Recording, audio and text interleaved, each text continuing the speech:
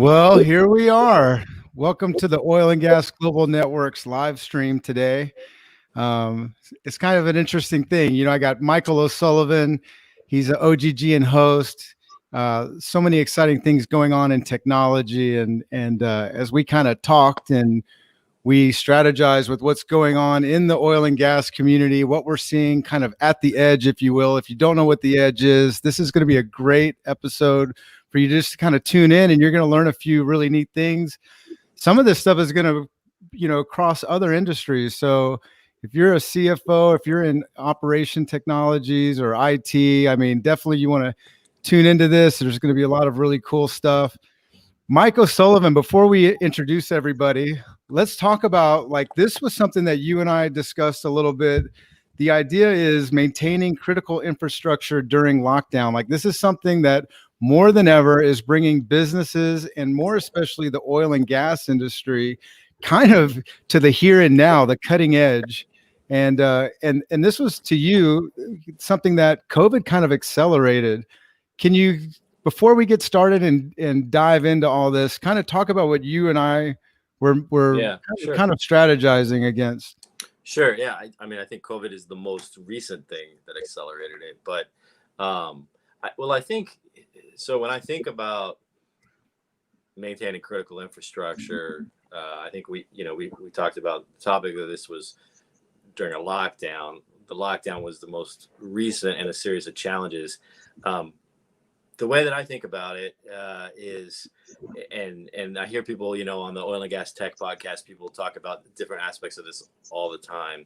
And I think it's, so we know that everybody knows that the industry is cyclical, and, there's always these ups and downs, and the pressures come from different places, right? You got pressures from, you got economic things that are happening. Sometimes it's geopolitical pressures. Sometimes, it comes from various, pandemics come along, whatever the case. I think that the difference for a lot of folks, IT leaders now, is it's like all the dials are turned up to 11, right? So you got, and so if I'm an IT leader, which probably is best for everybody that I'm not anymore, but, here's what I'm thinking. Okay, well, I got the economic pressures right now. Well, forget about what happened in the last 6 months. We never really quite got resettled after 2014, 2015, right? So we were kind of still dealing with that already. I mean, we got to where, okay, we can survive on $50 a barrel, but that's surviving isn't really good enough in the investor community. So we're still dealing with that. We got new geopolitical pressures that it's not just the usual characters, like up to the usual antics. It's like new players in the world that are kind of vying for influence in new directions, and so like that's up to 11. Also, we're expanding the scope of what you talk about critical infrastructure. It used to be it was a smaller scope, right? Now we've expanded that because we've got, in this industry, we have more global collaboration that we have to support. We're expanding across disciplines. We're trying to connect silos. All that, once it's there, it starts to become critical. We're expanding out to the edge with trying to bring new computing capabilities out there. And now we got this whole remote working thing, right? And we're trying to have way more people working. So the scope, I'm an IT leader, the scope of what I have to make sure always works is a lot bigger than it used to be. On top, so that's at 11. The economic pressures are at 11. Geopolitical. Oh, and now we got this pandemic that comes along, right? And it creates all kinds of other new things that we never really thought about. Like, okay, do we need to be prepared for this? Because there might be another one of these. And, if there's not enough dials to turn up, we also have, this industry, we're kind of always dealing with controversy and clashing ideals, and different companies are having to make difficult decisions about who they're going to work with and who they're not going to work with, right? We rely you know, in the industry, we have operators, we have service companies, but we rely on the products and services from people who aren't necessarily in the industry, but they provide things to us that become critical, right? Technologies and services. And sometimes those companies have to make decisions about what are they going to do and what are they not going to do. And suddenly we don't have the same things available to us from the same people. So, you know, you put all that together, basically to IT leaders, what that means is like, here's what we've given you. We've given you like way more things that are way more critical with way more uncertainty, right? So now please make sure that all of that is running and try to anticipate anything that might come along. So I to love me, it. I think that's the scenario. That's all I got. I'm gonna let Peter and Corey like solve that problem. but that's what I think about when you say maintaining critical infrastructure in the new world. That's kind of what it looks like. Well, that's great. So this is where we're going to really kick off the show. That's a mouthful, Mike. You know, it's like there's a lot here. There's kind of this thing that we all know, which is sometimes when your business is stuck in the 80s or 90s from a technology standpoint, your data center being right across the hall isn't a problem. But COVID was the perfect storm for everybody to kind of open their eyes. And I'm so excited to introduce this panel. Michael O'Sullivan from OGGN, thank you so much for kind of getting this kicked off for us. Peter Moser, Hewlett Packard Enterprises. It's very great to have you. I know we're going to dive into a lot of your expertise. And I think for anyone who's watching this, whether you're someone who's a decision maker that is choosing how to prepare for this, how to make adjustments, or if you're someone who is actually in the marketplace of solving this problem for your company, everyone can get something out of what you're about to learn. You're going to find out that there's more to this than just what we think when we think email and cloud and all of that. It goes way deeper. I also have Mark LaCour, our editor-in-chief and the founder of the Oil and Gas Global Network. How you doing, Mark? Doing awesome. Can y'all hear me okay? Yeah, your audio is good. Yeah. And a special announcement for Corey Aleman. Corey is from Stratus. Stratus is actually a sponsorship partner of OGGN. Corey, before we really get this thing going, I want to say thank you for your company choosing to make this available for all of our networks and for us to kind of bring this to the front, because there's a lot of stuff people don't know. There's CEOs and CFOs that just have trusted people that they think are handling this. And it's really what we're about to unpack and unbundle. I think that's going to bring some innovation to where we're not just doing the status quo for 2021. So thank you, Corey, for being here. Yeah, my pleasure. I'm happy to be here. Happy to be here to talk tech and happy to be here to talk about Stratus. That's great. So first things first, let's kind of dive into what the marketplace is like today, the environment, right? Mark, you've been running the Oil and Gas Global Network's tech podcast. I know we're excited to see Mike debut here soon. When you heard we were doing this show and you realized that this thing was really going to be manifested, Stratus is ready to go, we got Peter willing to make time to do this, what were your initial thoughts about what really is going to make this content so important for so many? So we're in a unique place, like Michael said. And the thing is, as an industry, we rely on experience to solve problems. And nobody has the experience of having a double black swan event happen while a global pandemic is going on. At the same time, we have to drive efficiencies, which typically means cost cutting. So how do you keep the heart and the soul of your business running during this type of time, right? And it's a mix of different things. It's a mix of new technologies, new processes, new ways of thinking, and I think a shift in culture. Right. So because you can run a lean operation and still be safe and still have business continuity. You just got to think differently. You mentioned cloud, Warren. That's one of those things from a business continuity point of view that has so many built-in benefits. Right. But then think of hardened steel infrastructure. Think of pipelines need to run to make sure that people in the north can heat their homes. Think about, water tanks, making sure that that water stays clean and pure. We just had an incident here in Texas where they had some contamination in a public water system. Right. All that stuff can be solved with technology and with new processes, but we have to think about it ahead of time. When the barn catches on fire, that's not when you need to think about buying a fire extinguisher, right? So we're just in a new place. And if we as a panel can help people think differently and maybe point out some possible scenarios or maybe even a solution or two to what's going on, I think if we can help one person keep their business up and running, we've accomplished something good.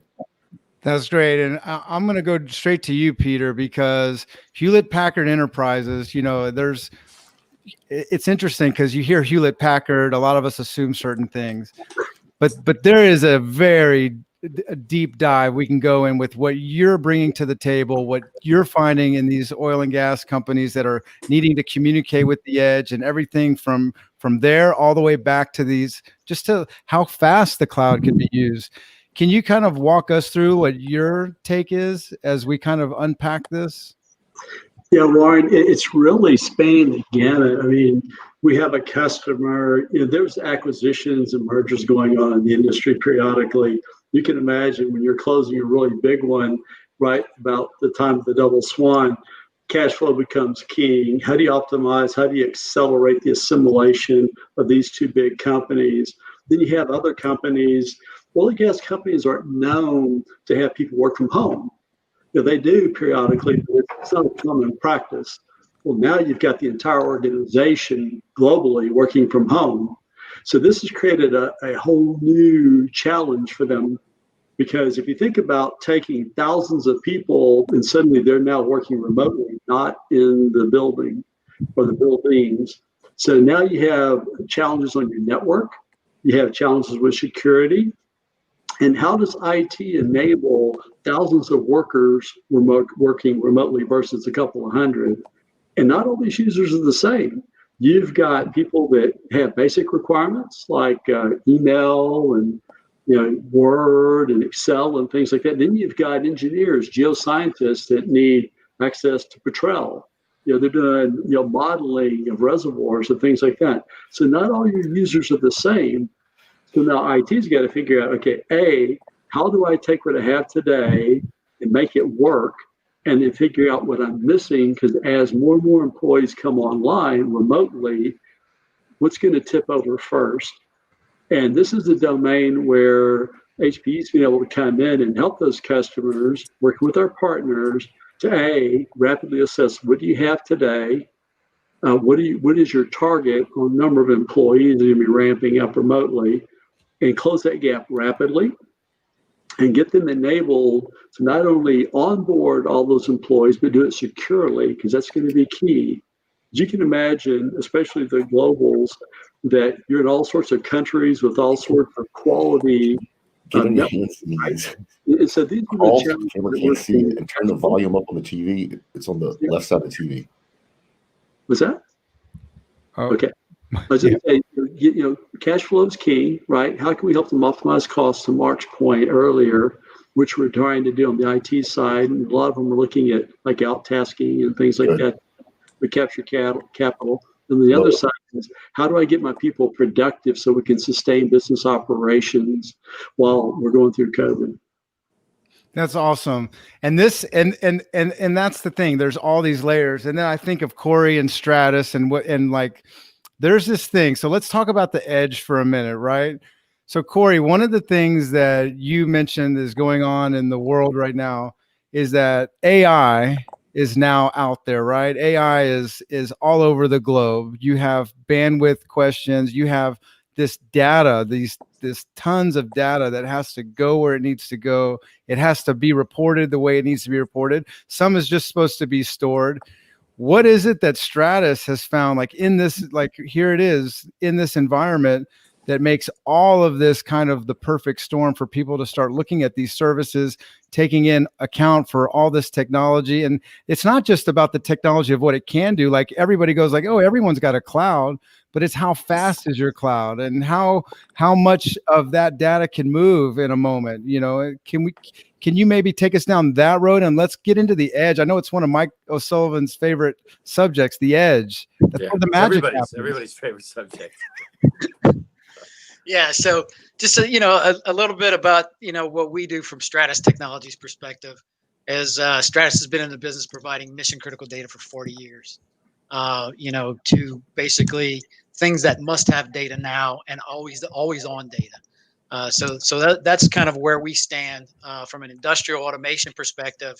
The need, I guess, over the last 5 years, we started to foray into oil and gas, and really now looking at what can we do with our products and services at the edge to enable oil and gas companies to use all this analytics and big data visions of doing things around predictive maintenance or efficiency optimization. A lot of these applications that need to be run where the data is generated, and then need to be elevated to various levels of the organization. The control center may need it for one part of the data at one certain time. Technicians may need it for that part of the data in a different time fashion, where the analytics needs to be running in a real-time fashion, but business only needs to see it in maybe on an hourly fashion.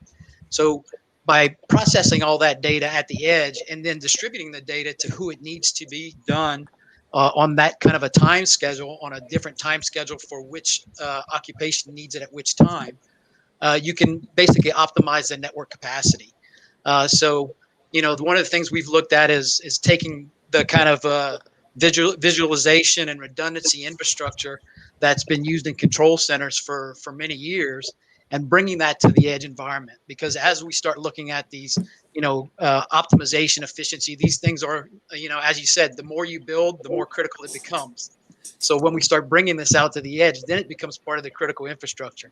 Well, so then one of the next thing you think of is, okay, now I'm deploying all this IT infrastructure all over the globe, because oil and gas is a global business. How am I going to support that? How many IT people, how many server technicians? How am I going to deploy all this? So the other thing that we've done, which is, we take from an engineering perspective, we try to break the technology, even though the technology is complex in application. We want to make it simple in operation. So we've got, some of our server platforms that are capable of, basically it's a plug and play type environment. So walk through menu on your, a walk-through menu on your on your browser to let you set up a server in 30 minutes or less. And that's including redundancy and virtualization built into the platform. So, making that stuff so it's simple enough where your SCADA guys who are very technical in nature, but maybe they're not a server technician, right? Yeah. So now they can support this infrastructure in addition to what they're supporting today without maybe needing new IT resources deployed all over the globe. I love that. And I could look at Mark's face, and I know when we got to like the fact that a desktop is uploading in 30 minutes or less, Mark, I could just read your face. That is something that I think you're seeing more and more, and like speak to that. Well, I want to back up a couple things. So first thing, my apologies, everybody. I thought my mic was muted when I was getting help with the volume here. It's good. It wasn't as bad as. Yeah. Well, the cool thing is it's permanent now. I can't delete it because it's live, right? So I just own it. But Corey, I want to come back to you because one of the things that y'all do that a lot of people don't think of is when you're using technology, and we mentioned servers, and it has to be mission critical. It's probably not going to be the conventional physical server you go pull out of a rack somewhere, right? Because it needs to be hardened. It needs to be secured. It needs to withstand extreme temperatures, voltage fluctuations. And a lot of people don't think about that hardware that needs to be hardened. And that's actually one of the things that if you're looking at business continuity, if you have single points of failure, that's where you want that hardened hardware. And that's really sort of part of y'all's domain expertise, isn't it? Yeah. So we have our, if you look at our smaller edge server, it's minus 60 to plus 60 C. So that's pretty extreme on the temperature range. It's completely enclosed, so a solid state structure, no moving parts. So it's meant to be placed in the middle of a cabinet in West Texas. So you're putting a 2 terabyte server with built-in visualization and built-in redundancy into a cabinet in the middle of West Texas, and it can run 9 to 36 volts DC. So so we really tried to focus on what is the edge, where is the infrastructure needed, and what can we bring to that environment that makes us, maybe a little different. And the other thing that's interesting is I love how you reference giving the people, the workers, the data they need when they need it, right? And we keep talking about edge. If the audience doesn't know what edge is, it's basically, when I think of the edge, I think it's where where good connectivity ends, right? And so you may have sporadic connectivity or whatever, and what you have to do is process. I like all the experts shaking their heads. You have to process that data and then only feed back what's mission critical, right? And so, all of y'all have expertise around that. That type of stuff lends itself to single point of failure. You tend not to have redundant connectivity, right? But if you're taking this data, which is mission critical, and you're feeding it to the people at the right time, and you're using these different technologies, I think you have an inherent duty to make sure that is as robust as possible. I'd like to have actually both Michael and Peter kind of jump in on that, because in the old days, you'd have a data center, you'd have at least two geographic, separate, disparate routes of fiber coming in. So if you lost one, you could go out the other. And with a lot of stuff we're talking about now, you don't have that type of redundancy available to you. So you have to think further ahead, I believe. No, that's true, Mark. Yeah, what we've done with a lot of our customers is give them a multitude of communication choices, like satellite. We have a partner called Orbit's Edge. It literally has taken one of our servers, our 8000, it's on 8000, put in satellites, and we're sending them in space. What this has done is created a colo in space and low orbit. We also have partners that have LTE or radio communications as well, low power WAN, like LoRa and things like that.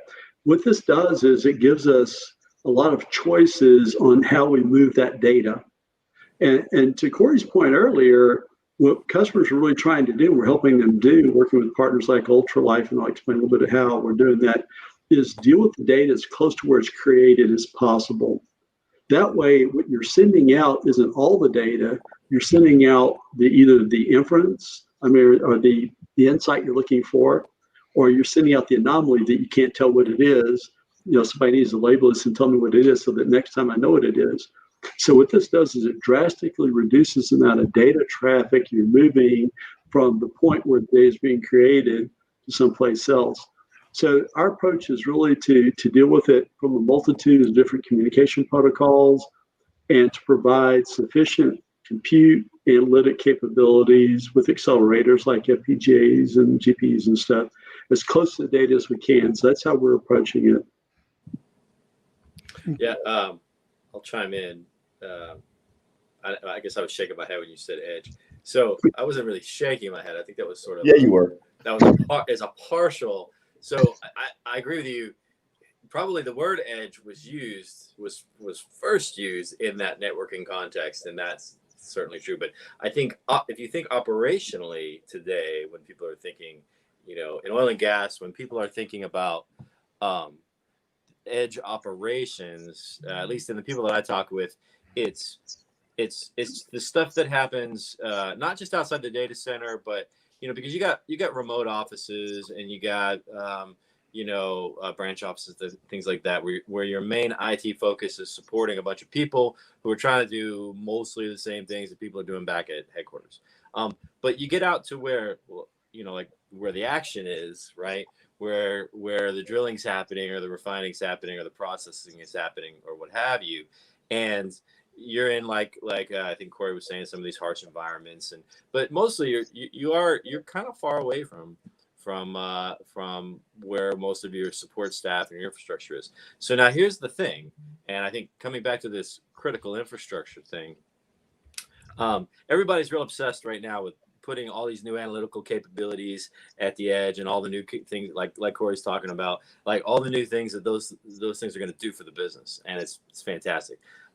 Sometimes people don't remember there's already computers out there. They're doing a lot of stuff. They've been there for a long time. Some of them have been there too long. Some of these pieces of equipment are still there because that one's the only one that has this particular serial connector on the back of it that connects to this particular metal box that does this particular thing. So that infrastructure is out there, and it's always been kind of like, and it's critical, but there's people that take care of it, stay away, don't touch it, right? Like, I got it. And now all of a sudden you bring all these really cool new capabilities out there. We want to come out here with analytics, and we want to tap in all that stuff and get all that data and send it to the cloud and do all this fancy stuff, right? Which is really amazing. But so when you leave out, so forget about the fact that now you got a clashing of different worlds and the troubles that creates.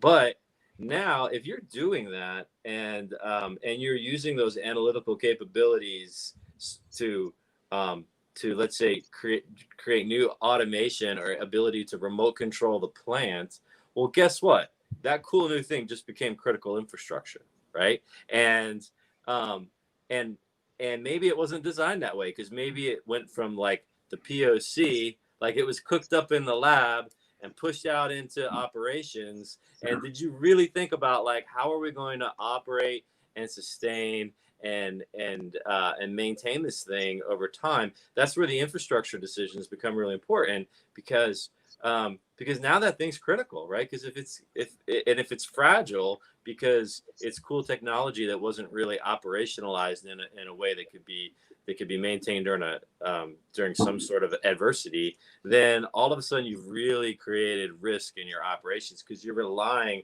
on these fancy new technologies. They got to be there, right? So that's where I see when you think about maintaining critical infrastructure, are we thinking about that cool new digital stuff that we're rolling out? It's becoming critical, and it has to be baked into that architectural plan.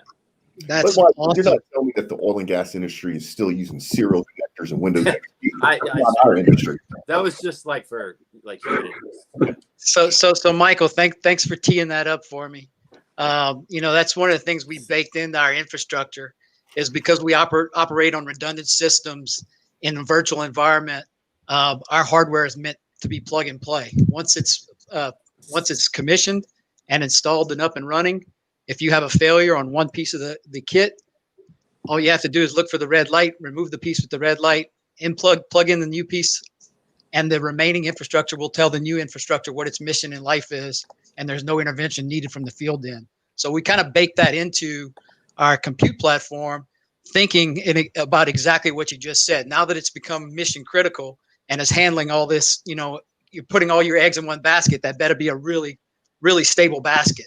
Yeah. And so from a service standpoint, we've kind of, we're already running advanced analytics on the platform to warn us when there might be issues ahead of time. And then also with the ability to hot swap parts in the event that there is an issue that needs to be replaced, so that the infrastructure can remain up and running while it's actually being serviced. So I've heard that story. I've heard you tell that story before, and I still think it sounds too good to be true.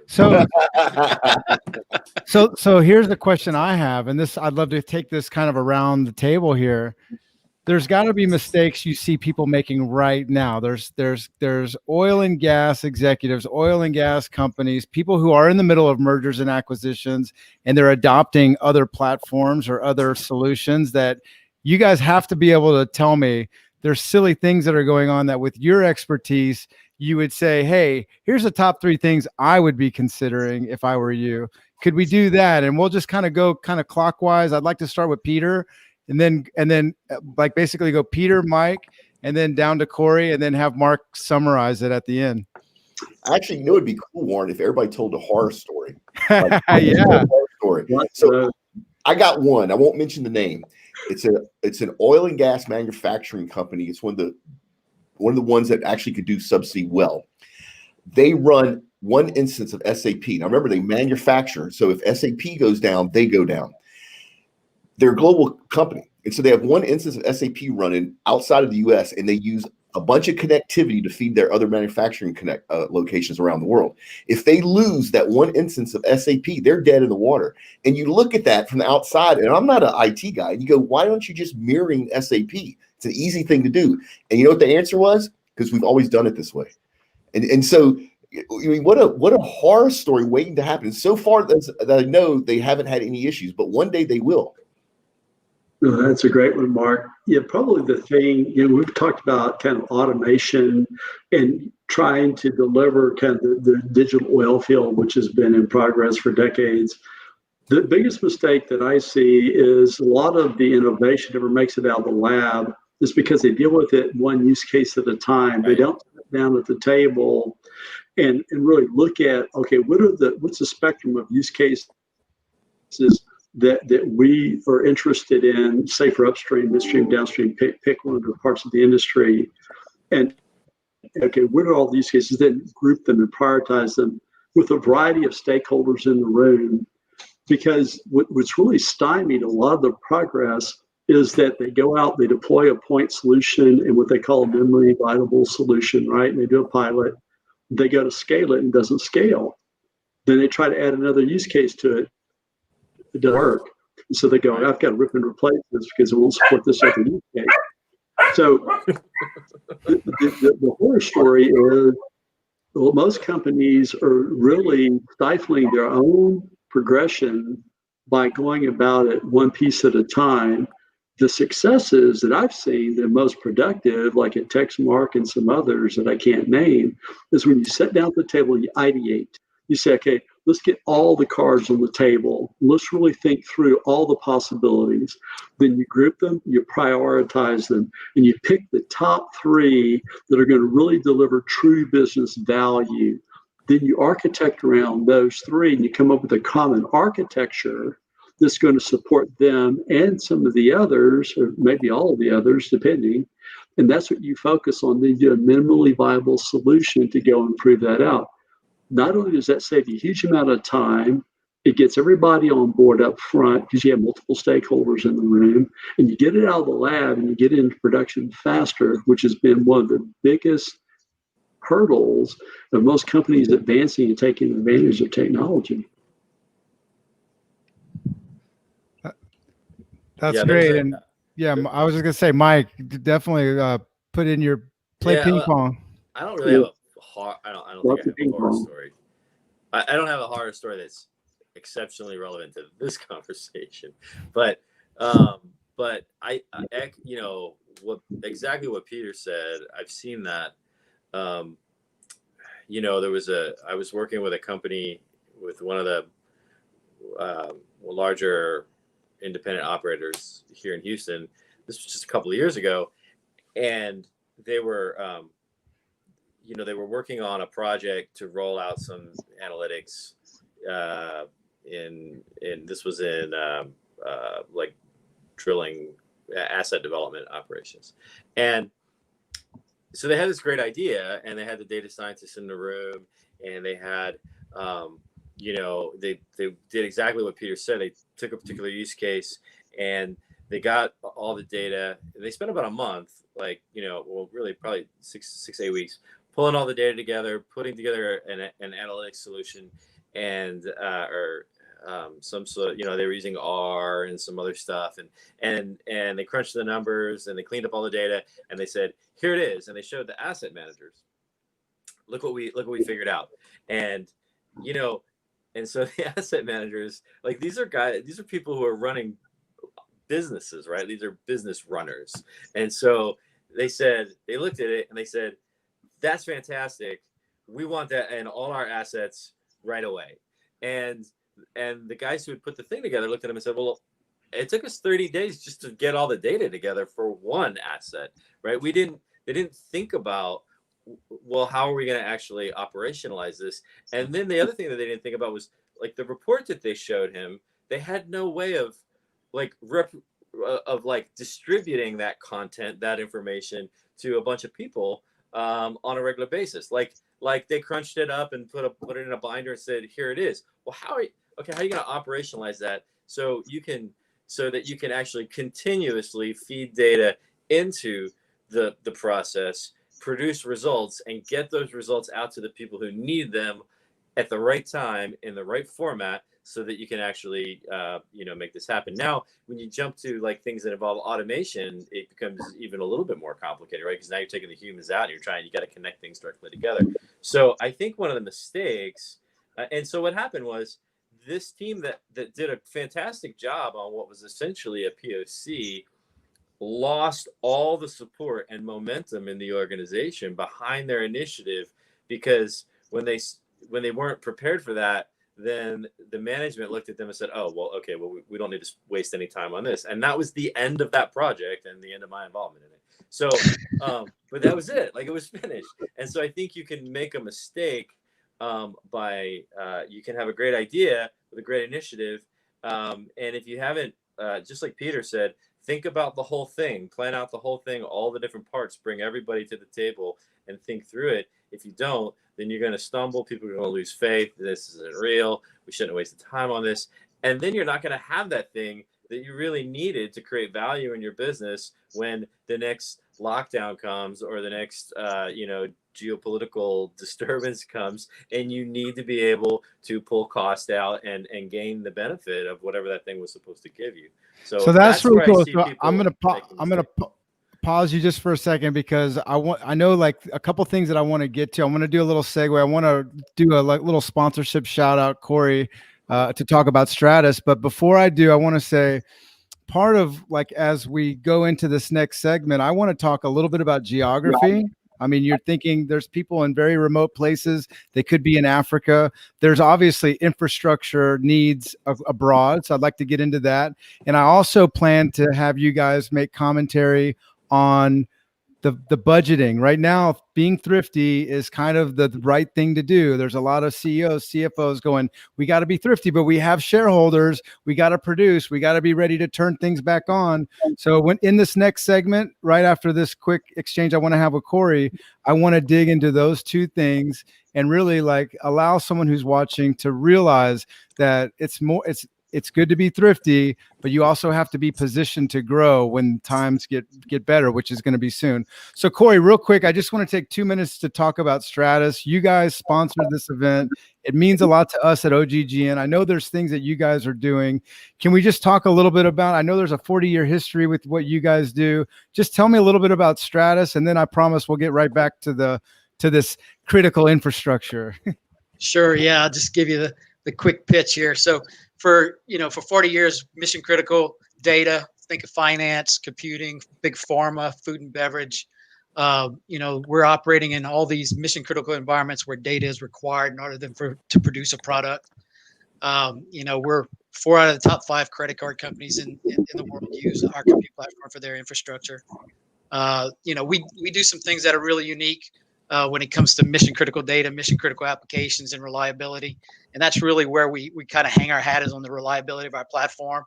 One of the things that we have on our website, we have over 25,000 managed services customers around the world that we have an aggregate of their availability of their infrastructure posted on our website. And we reliably deliver between 6 and 7.9 reliability in our compute platform. So I think that's one of the things that makes us unique. It separates us from a lot of traditional compute platforms. That's a quick pitch. Well, thank you. Just kind of a housekeeping item is Stratus really made this possible. So, I definitely want to share that message. So let's talk geography. I don't know who wants to kick it off, but geography matters, right? And all of this that you're talking about, not everything is like 5G here in the US. There's real challenges that people have that are, especially during COVID, you have employees that might never come back to the States until, the flight restrictions are opened up or whatnot. So I kind of want to start off with you, Peter, because I feel like that was something that we talked about in our pre-call. And then I'll just let everybody kind of chime in for the next 7 to 8 minutes. No, that's an excellent point, Warren. So remote management is key. You need the ability for centralized people, even from home, to manage infrastructure like Corey's talking about remotely. Our assets can be managed through wired connectivity or wireless. Some of our assets can be managed through LTE or Wi-Fi connectivity. We also partner with partners like Nokia. Nokia has what's called a multi-edge compute platform. This allows them to create like LTE bubbles over areas like rigs out in the ocean, or some of our customers' wind farms. Depends on where you're at, the Permian, the Delaware basins. The ability to create a communications fabric, like I was mentioning earlier, with different ways of communicating, and then that virtual desktop, that VDI I was telling you about. This is where we really work quite closely with like Schlumberger, their Patrol platform, and others, to create a VDI platform that's optimized for their specific workloads. So you have a density of users, like say, for instance, in our Synergy platform, in one enclosure, which is about 4.5 U, we can get like 47 concurrent users. So this allows them to centralize the data and the compute instead of using a bunch of individual workstations under a desk, and operate on that seismic data 24/7, follow the sun. So these are all ways of enabling people across the globe to effectively do their jobs. IT, in managing these remote IT assets, and then with the individual users, like with virtual desktop, be they a power user, like a VDI, a Patrol user, or a standard user, to enable them to do their jobs, and then working with their RGS technology, which is in partnership with HP Inc., which is our sister company, allows us to do high resolution graphics over low bandwidth circuits, like in other countries, like we were talking about, where everybody doesn't have big fat 1 gig pipes coming to their house. And so again, that partner ecosystem is critical here, is my point, to where you can enable the right communications fabric, right management capabilities to enable people across the globe to do their jobs and do them effectively. Nice. So, Corey, or Mike or Mark, I mean, really, as you hear that, just anything that you could drive home about geography and this subject matter. You're muted. Now Mark. he's muted. Yeah. It's working. It's working now. It's an audio game for me. I saw that coming. So, so I just want to back up just slightly. The fact that Corey's company puts their reliability metrics publicly on the website, nobody does that, right? I think that's awesome. And it's 5 to 7 nines. That means 99.99999% of the time they're up. That's incredible. But the geography part, it's this industry is global, right? It's not international, it's global. So not only do we operate all over the world, but the people that are doing the operations are from those countries. So the guys that work for Chevron in Rio de Janeiro aren't Americans, they're Brazilians. And the guys that work for Chevron in Kongsberg, Norway are Norwegians. And so different countries have different access to technology in different layers, right? At one point, this is back in the late 80s, I think Halliburton had more private fiber, or it was early 90s, more private fiber in South America than the governments did, right? Because they needed to run their operations. And so we have to have by default, you have this disparate technology mix. You take the fact that oil and gas industry has legacy systems, and the fact that you have different geographies, different countries, different tech stacks. Now you're laying a layer of complexity across that. And one of the cool things that's happened just recently, and Michael, I'd love for you to jump into this because this is your expertise, is these low or no code platforms that are able to absorb all of that, the disparate systems, the legacy systems, replicate it, and then bring it up to modern standards from a cybersecurity point of view and make it much easier to manage. Can you imagine if you had to fly people with a disk out to 18, 19, 20 different countries to update the firmware? That's happened up until just recently. And now we have the ability to do that same thing remotely, fastly, with a click of one button without having to send people in planes and trains and automobiles anymore. And I just think that's, from a business continuity point, that's a huge jump in progress. Yeah, and there's another thing that's happening simultaneously at the same time in parallel together is that, I mean, I grew up professionally grew up in the IT boom, right? And for a long time, the focus was always applications.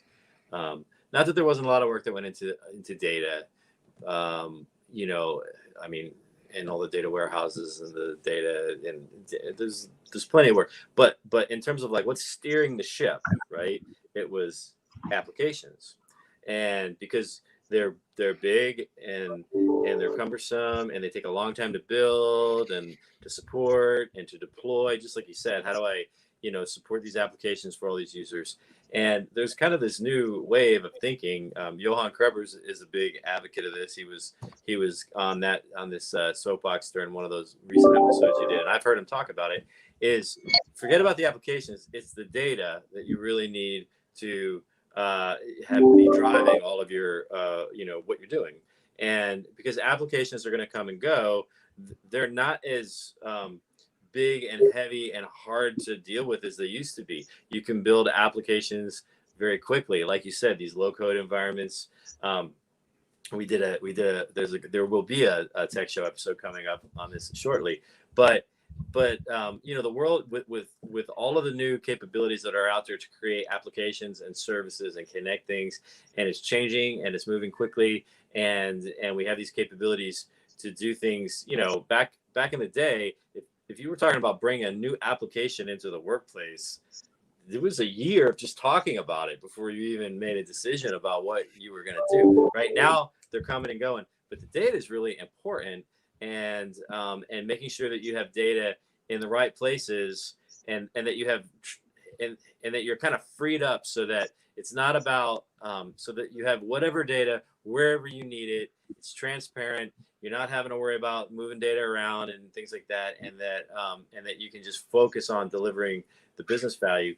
That's a thing that's becoming very important. And tying into the geography thing, there's another element of that where all this kind of comes together of the geography is, and I mentioned in my opening speech about global collaboration being one of the things that is now in the mix of things that we have to think about. And oil, as all these pressures are pushing the industry, you're finding that oil companies and service companies, they're starting to work to collaborate a lot more and be more open to collaborating. There were always joint projects going on, but now it's like every day you're hearing about 2 and 3 and 4 companies that are all working together to develop a particular asset or to put in some new infrastructure or whatever they're doing. And now you have all of those companies. It's not just within the different silos in your own company that you have to have all these things connected, but it's between companies, across geographies, across disciplines. And that's where the geographical thing really comes to bear, because you might have somebody developing something in the North Sea, and you've got service companies over there working with operators over here, and they have to share their data, and they have to make all these things work together. So I think it's a lot to think about. It's a lot to plan. I think we have the technological capabilities are coming along that are enabling all of this and driving all this, but you definitely can't just keep thinking about doing things the same way that you've always done them. That's a great point. Just a quick comment, Michael. You're right. We use a global namespace. You tag your data with unique global name. This allows people anywhere in the company to access the same data without replicating it everywhere like we traditionally do. And then use policy to grant people access so that you can grant partners restricted access to certain data while giving employees more full access to data. You're spot on the data challenge, because most of it's siloed, especially at the edge. And a global namespace and some other things are one way to help get access to that data to more people using a common global name. Agreed. Right. When you say global namespace, you mean actually global as in the earth, right? Not just global as in my project, right? But that's right. It's really global. Yeah, that's right. Yeah, I was going to say you're muted, Mark. So we have a comment from the audience, which, by the way, if you're watching this was supposed to be on LinkedIn. We had a technical challenge, so I think Warren, we're only on YouTube, Twitter, and Facebook. Yeah, that's right true. Now, right? Which means if you are on any of those 3 platforms, you're getting to watch this. But I think LinkedIn is obviously where we have our biggest audience. So it'll be interesting as we begin to start unfolding this, and obviously there'll be a recording of today with some highlights. I think there's a lot that could be done there. But yeah, we're learning. We have a comment from the audience, and basically it says it's not a matter of if it's going to fail, it's a matter of when it will fail. And that's absolutely true. True. Yeah, I've been on the oil and gas services side for a long time, like we talked about, Mark. And it's absolutely when is it going to fail, and then how do you respond when it does fail? That's what makes the metal of the partnership right there. Yep. And have you thought through it? Have you thought about the possible scenarios? I mean, that's one that even for your private life that a lot of people don't do. Have you thought about what would happen if the front part of your house caught on fire or whatever? Just that pre-thinking helps a lot. But whoever it was, I can't see who it actually was that left the comment. Thank you for the comment. So here's the things. Unless Corey, you have something you want to chime in on this geographical part. The fact is that there are companies that invest a lot of money in data stored. There's the old way of doing things, and then there's the whole idea that you want to go into the year 2020 and you want to use the technology that's available, be cloud friendly, and get your edge actually communicating all the way back to home base and everything else, including data from machinery that's got AI connected to it, subsea or whatever the hell it is. So here's my question. there are people that are doing it the same old way that might think that there is a financial burden to transforming their business into like all of these new ways to kind of be bigger, better, faster, more dependable. Let's talk about that. Are people, is it a big mistake to not open this can of worms and bring your company to the next level? Yeah, I mean, I'll kick it off just to say, I think, when you look at the technology that's available today, what's under development, what's being talked about in a lot of these forums and in various places you can find this data, if you're not taking advantage of the data to make better, faster decisions, you're going to get left behind. I mean, really, that's people don't think about oil and gas companies as competing, but they are. They compete to produce the most product at the least amount of cost. And, when they want to gain that competitive edge, they have to look at their operations and figure out, how can I do this better? And I think what you're finding is that when you start employing some of these analytical tools that bring efficiencies, that allow you to streamline processes, make faster decisions based on more accurate data, then you're obviously going to run your business better. So I think it's a must. And, it's been slow to happen because I've been in the oil and gas space for 20 plus years. It's been slow to happen, but I think it's going to ramp up in the next few years. A lot of it's going to be driven, obviously the cost, but as well as this experience that we've just been going through for the last 6 months. So I think everyone sees the need, and the need actually relates to financial savings and reduced costs at the end of the day. Yeah. Go ahead, Peter. I was just going to say, to echo Corey's point, in light of the double black swan, consumption-based services now on premise and even in the plants, right? So it's not just in the data center and corporate offices. Oil and gas customers are now much more receptive to that. And that's why at HPE, we've reshifted our portfolio to be consumption-based. You can capital acquire, but to help customers, especially during this difficult time where cash is king right now for cash flow purposes, we're offering even consumption-based services at the edge with predictive monitoring in the plants and things like that, something we haven't done in the past. So again, this is an attempt to really help customers through this difficult time where cash flow is a challenge.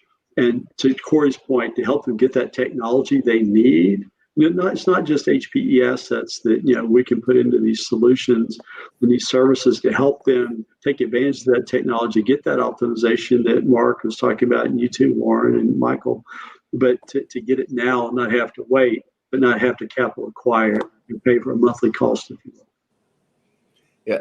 Another thing I'm seeing happen lately, which I think is awesome, is a lot of especially the super majors used to do everything in-house. I mean, literally everything in-house. And that's not a good use of capital, right? And so what they're starting to see now is they outsource it. If they don't have vendors, if they don't look at Stratus and HPE as vendors, but look at it as partners, and then they can shift that workload to their partners, but it's a fractional. So you don't have to have 30 data scientists on your payroll, right? You need some help. You hit HPE, they'll bring their data scientists in and help you for that 3-hour project or whatever.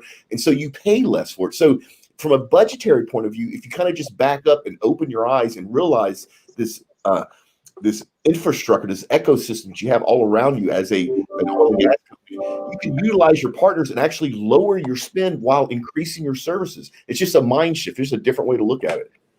Great. And remember to unmute. Yeah.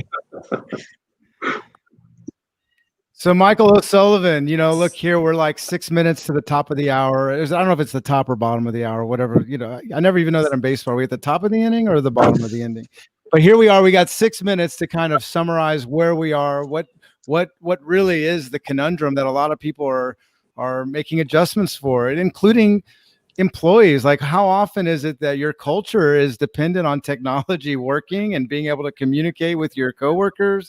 And infrastructure is something that a lot of people don't associate it with technology all the time. So I guess my big thing would be let's do our summary of like what we've talked about today and like what the takeaway is. So The takeaway, well, I'll mention one more thing that we didn't really get into, but I think we should mention as part of the takeaway, which is, and you just touched on it, people. So all this infrastructure and technology, as much as we're evolving into where it's not as labor intensive. It doesn't require as many people doing the really tedious stuff. You still, if you're an IT leader out there today, you probably have a whole team of people, multiple teams of people. You have an organization that probably feels like it's a lot, like it's not enough, like you need more. But the ones that you have, you're really trying to figure out, how do you take care of these people, and how do you create opportunities for them? Like, what is the IT world of the future look like? And Mark and I actually were part of an interesting event that tackled some of this last week or a couple. I don't know if we're at the top of the week or the bottom of the week, but what does so besides making all these infrastructure architectural decisions, what does my team need to look like going forward, and how do I create new opportunities for them, not just to do stuff here, but to kind of evolve their careers and their skills so that they're more relevant. Several companies are really care about their people, and they're very in tune with that. So I think the takeaway is all of this stuff requires some forethought and some planning, and the way that you keep everything up during, the way that you maintain critical infrastructure and all the processes and the capabilities that go with it during times of unforeseen, challenges, when all the dials are going to 11. The way you do it is you need to kind of plan for it in advance. You need to take all these things into consideration, and really learn from what other people are doing. Leverage, Mark, like you said, one of the most valuable things that you get, if you have trusted partners that you can trust, then one of the most, because everybody's a trusted partner, but some of you can really trust, and if you can trust them to help you, then they can really accelerate the planning and the design by telling you how other people have done it. And that's another change that I've seen in the industry, which is, it used to be people in oil and gas weren't always IT, or they weren't really that interested in what other people were doing, and now they're really interested. They're even interested in what people are doing in other industries, and they're interested in learning from that.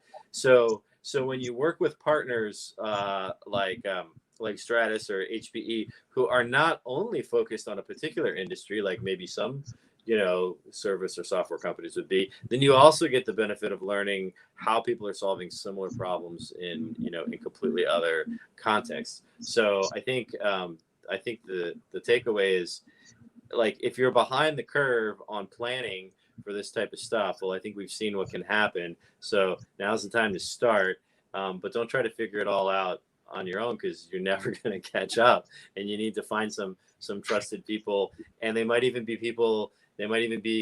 there's a lot of new consortiums and oil companies and service companies working together to solve problems. I think we mentioned the OSDU thing a few minutes ago. So I think that's the thing, is get started and get help, and these are things that everybody can work together on. There's no competitive advantage, right, that you lose when you share with people how to protect against these types of calamities. Nice. And Peter? I can tell you, I agree with you, Michael. We actually have a very large training organization with a broad training catalog, if you will. Because you're right, a lot of customers, I ask customers, how much training do they get a year? They all laugh and say it's OJT. There's not budget for that anymore.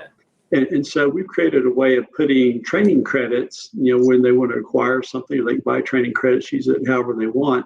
But this, you talked about applications being more lightweight, containerized workloads, right? Microservice-based workloads, all these different types of technology, artificial intelligence, all that. We have training for that. It's really, the purpose is to upskill customers so that they can invest in their employees with the skills that they're going to need to support these new and emerging technologies. we do we come in, like you mentioned, outsourcing. We do a lot about tasking. And with that, we can do knowledge transfer as well. Show the customer best practices and how to do whatever that function is so that their staff can then be competent to be able to do it as well. So again, that's HPE's approach, is enable the customer the best we can through training and then also augmentation. But again, we can do it as well if they need us to.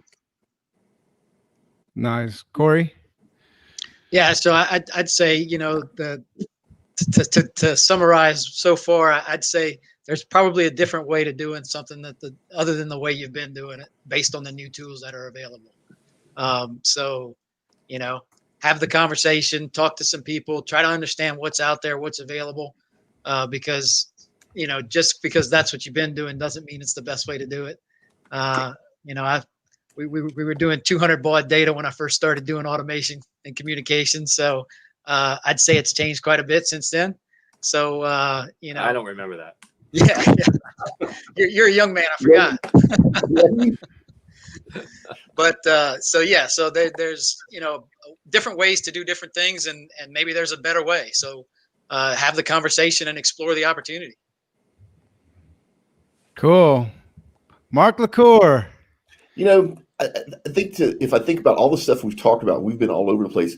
I think it really comes down to a couple of things. I love the people approach part of this, because people are the most important part of this, but also leadership. So if you're working for a company and you see there's points of failure, you see things that are mission critical, that don't have redundancy or don't have backups, whatever, raise your hand, right? Let your management know. Our industry historically doesn't like change. But in this environment, we have to change. And so if each employee could raise their hand and go, hey, there's this one thing over here. Well, now you have a bunch of eyes on it, and we can get it fixed, and we can get it set up where it won't fail. Or if it fails, you have a backup. It don't matter. Just raise your hand and go, you know what? I think there's something here. I know everybody's scared. I know everybody's worried about their jobs, but you want to keep your company running, and you see something that's a constraint, please say something. That's excellent. Well, we have more live streams coming. In 2 weeks, we're going to do another show. Stratus as a sponsor, what's kind of neat is we are going to do a giveaway. If anyone's watching this, I would say if you're on LinkedIn, you might not be watching it right now on the live stream, but we are going to definitely have the recorded version on the OGGN link for everybody. But definitely tune into our next live stream, because we have we're going to actually have a gift for people who actually make comments and connect with us. There will be a giveaway. We're going to have a registration page. So these are going to be more frequent, and they're actually going to get better and better, because one of the things that Mark and I, when we first kind of started this, it was like, could we really do it? Could we really get several people on one call? And then how do you mediate it? And with each episode, with every live stream we do, we take away 2 or 3 little things, and we learn one little exposure we have that we can avoid for the future. So kind of we're learning how to avoid our own critical infrastructure. Absolutely. Yeah. But anyway, so I want to just say a couple words about Stratus before we close out. Stratus has been around 40 years. They've been working with Fortune 500 companies, even middle and even smaller businesses as well. And they're really driving uptime. So when you think about the cloud, think about that. Do you want to be on the Pacific Coast Highway with one lane, or do you want to be on the super highway, right? And it's really just if you want to learn more, you can go to stratus.com. That's the website. And then also on LinkedIn, it's at Stratus Technologies. So definitely want to encourage anybody to learn more there. Panel, thank you so much, Peter, Michael, Corey, and Mark. I want to say thanks. This was another success where we actually got a chance to mix and mingle live right here on all the major platforms. So pretty nice. Yeah, it's been fun. I'm looking forward to doing more of these. Yep. Yeah. Thanks a lot. Great, thanks. Appreciate it. Thank you guys. Yeah. Michael, Corey, Mark. We're out of here. We need There we go. It's still live. We're still live. So nobody cuss. Please keep it PG-13.